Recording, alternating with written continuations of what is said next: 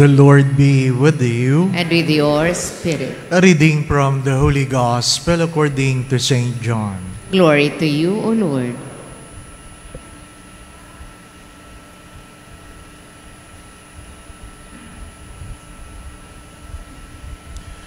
Jesus answered the Jews, "My Father is at work until now, so I am at work."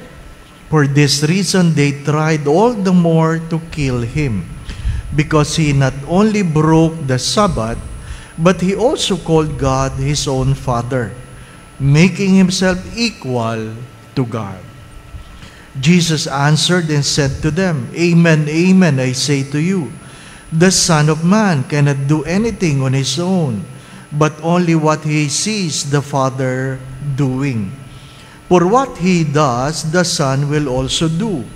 For the Father loves the Son, and shows him everything that he himself does, and he will show him greater works than this, so that you may be amazed. For just as the Father raises the dead and gives life, so also does the Son gives life to whomever he wishes. Nor does the Father judge anyone, but he has given all judgment to the Son, so that all may honor the Son just as they honor the Father.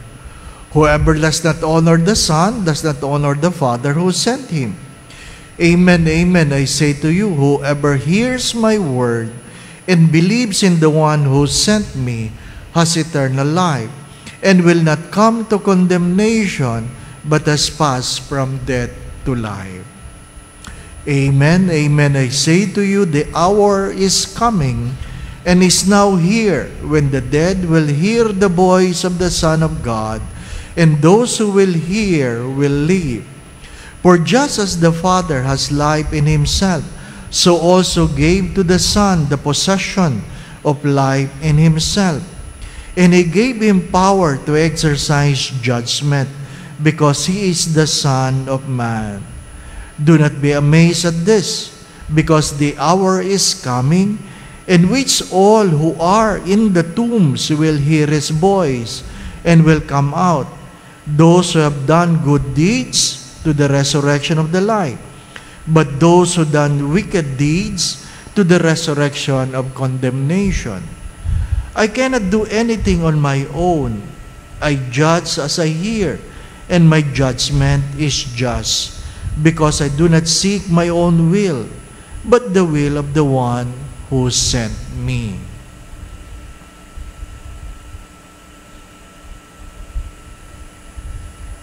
The Gospel of the Lord. Praise to you, Lord Jesus Christ.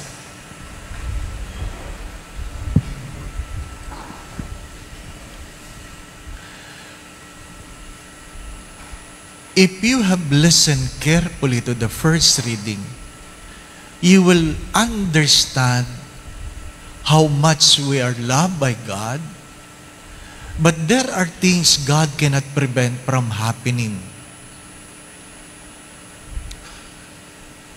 Like what?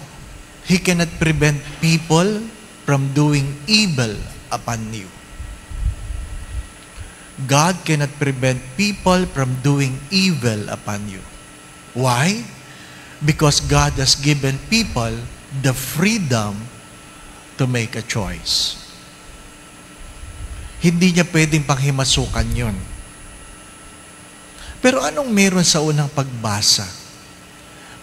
Pinaalala ng propeta Isaiah ang kabutihan ng Diyos, na kung saan sinasabi niya, hinahango ka sa iyong kadustahan, kung saan sa iyong pagkagutom, binibigyan ka ng pagkain, sa iyong pagkauhaw, pinaiinom ka.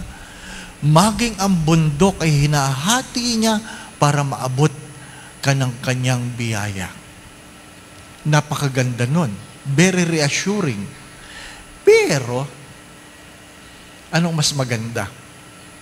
Sabi sa huli, and Zion said, "But God has forgotten me." But God has forgotten me.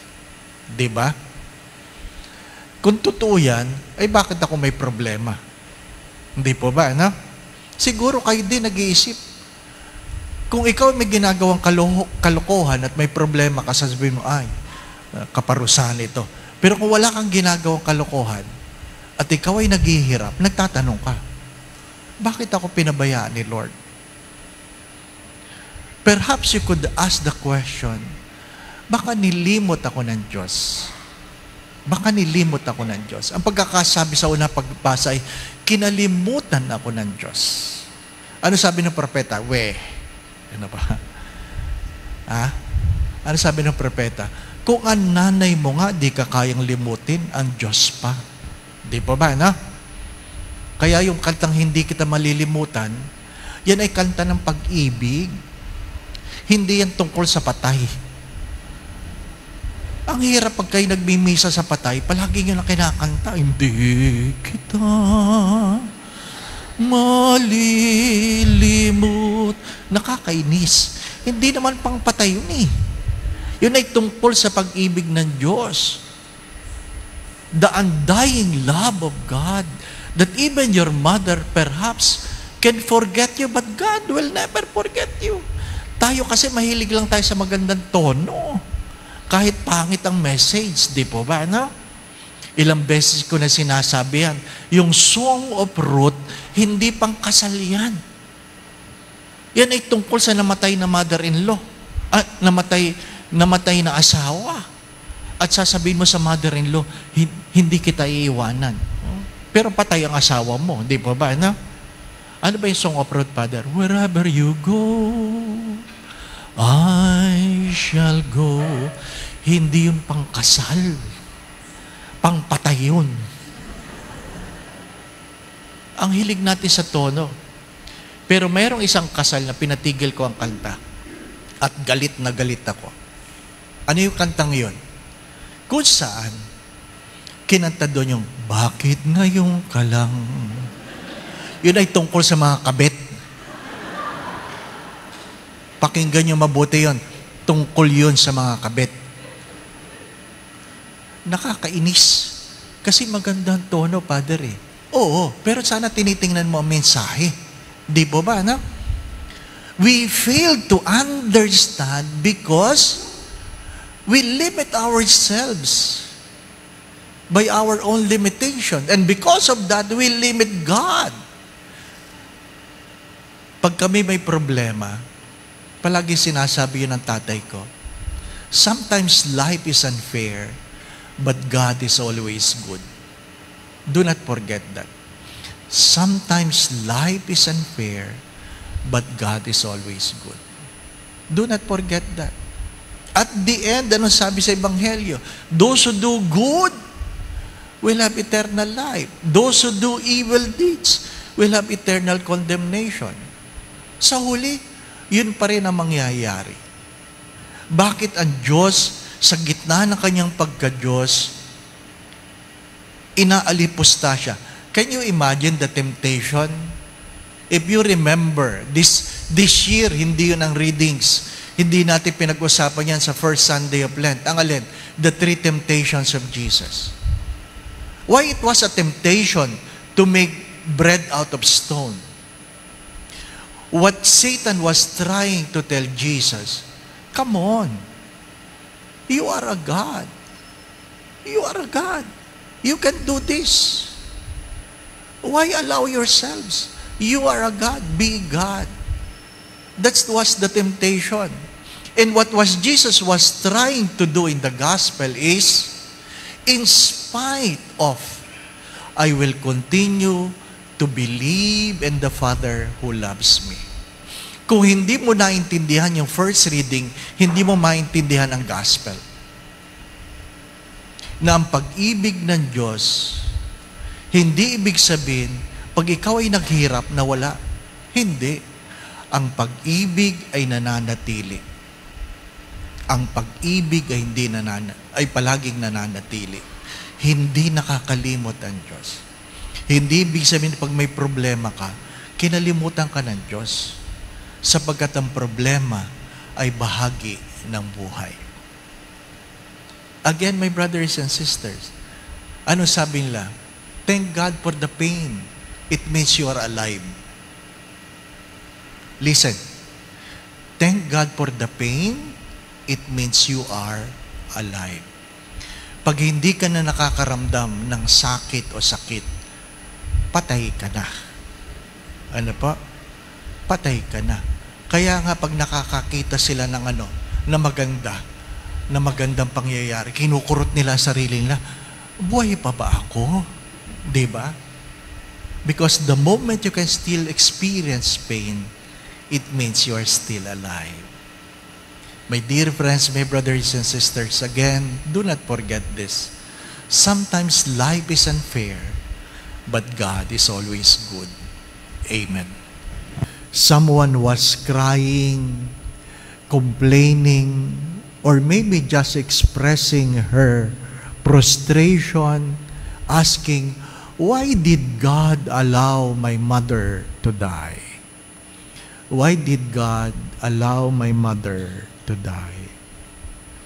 I was quiet, and she was persistent, asking for answers. I simply said, even Jesus died. Even Jesus died. It doesn't mean God don't love you anymore by allowing your mother to die. It doesn't mean the Father did not love the Son by allowing the Son to suffer and die. My dear friends, my brothers and sisters, there were even times when Jesus prayed, He was not granted. If you meditate on the sorrowful mystery, you will understand that there are prayers that are not granted, but it doesn't mean you are not loved. Many times I have said this, Lent is never about sin. It is about the love of God in spite of our sinfulness. You have to understand this. Regardless how loving is your mother cannot prevent people from hurting you. Yung mga nanay dito, kung mahal niyo ang inyong anak, at palagi niyong, sabi nga, pinoprotektahan, regardless how good and loving mother you are, or how good, loving father you are, you cannot prevent your children from being hurt. Because that is the reality of life. Brothers and sisters, do not forget this. Sometimes life is unfair, but God is always good. The Lord be with you. And with your spirit. Bow your heads and pray for God's blessing. May your servants be shielded, O Lord, by the protection of your loving kindness, that doing what is good in this world, they may reach you their highest good through Christ our Lord. Amen. And may Almighty God bless you in your family, the Father, the Son, and the Holy Spirit. Amen. We now go in peace to love and serve the Lord. Thanks be to God.